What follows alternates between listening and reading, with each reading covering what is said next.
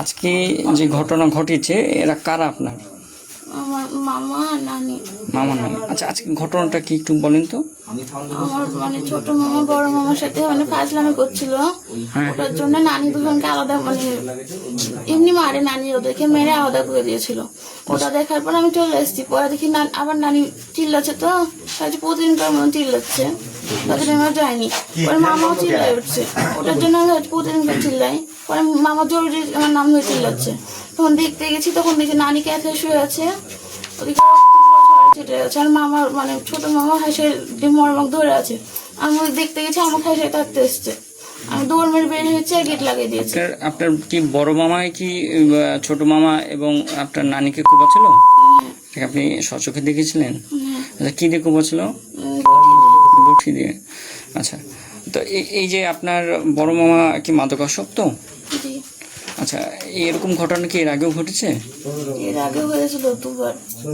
আমাকে আর এমনি বেলুন থাকে যে ওগুলো দিয়ে মেরেছিল।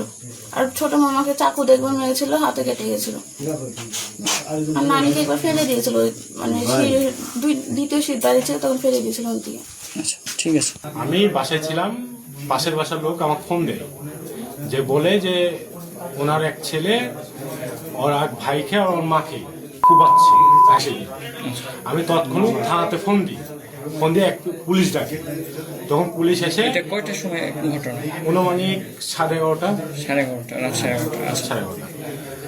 যখন পুলিশের পিক আপ আসে, তখন পুলিশ আসার সাহস পায় না এখানে আসে। তখন কি কুবা ছিল? হ্যাঁ, তখনও কুবাচ্ছিল। তখন আমি নিজের দেখে আমি নিজে এসে গেট ভাঙি। গেট ভিতর থেকে মারা ছিল।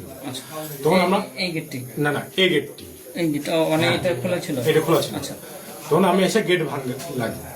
তখন গেট যখন ভাঙতে লাগি, তখন আরো পুলিশ ফোর্স এবং এলাকাবাসী সবাই আসে।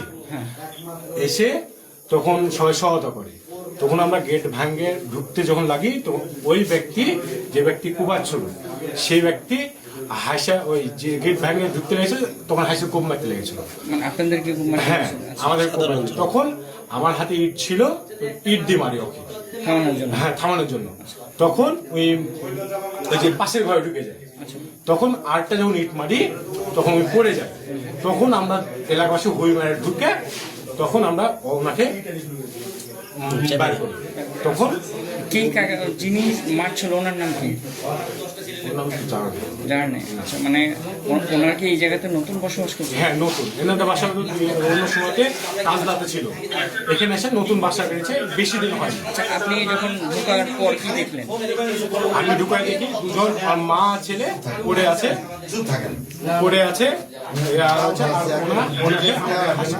চেষ্টা করছে। দুই ভাই, মা ছোট ছেলে এবং মা পড়েছিল, বড় ভাই কুয়া ছিল। এই ঘটনা কি নিয়ে ঘটেছে কি আপনি জানেন? আমরা জানি যে ওই ছেলে মাদকাসক্ত এবং মেন্টালি সমস্যা। এই কারণে ওই ফ্যামিলিতে কথা কাটাকাটি হচ্ছিল।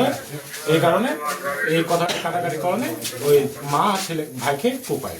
আচ্ছা, অনেকে বলছে যে মাদকের টাকা না পেয়ে কুপিয়েছে, এই ঘটনা না, এরকম কিছুটা আমরা সত্যতা আমরা পাইনি। পারিবারিক থেকে। আচ্ছা, যে মেরেছে সে হচ্ছে মুন্না, ওর নাম হচ্ছে মুন্না। কি বড় ছেলে? উনি বড় ছেলে। আচ্ছা, ছোট ছেলের নাম কি? ছোট ছেলের নাম মিদুল। আচ্ছা, কোন দল বলা যাবে না আসলে। এটা ইয়ার্কির মাধ্যমে তর্ক বিতর্ক হয়। তর্ক বিতর্ক হওয়ার পরে সে ওর মা তাকে হঠাৎ দেওয়ার পরে সে নাকি ওই আগে ভাইকে মারে। ভাই যখন পড়ে যায়, ভাই পড়ে দেওয়ার পরে আবার মাকে মারে। মা পড়ে দেওয়ার পরে তখন ওর ভাগ্নিটা দেখতে গেছে। ওর ভাগ্নিকে তখন ওই হাসিনের তাড়া করেছে। তাড়া করার পরে সে তখন পালিয়ে যায় আমার বাসায় উঠে আমাদেরকে তখন বলে যে মামা তাড়াতাড়ি আসেন, মাকে নানিকে আর মামাকে মেরে ফেলে দিল।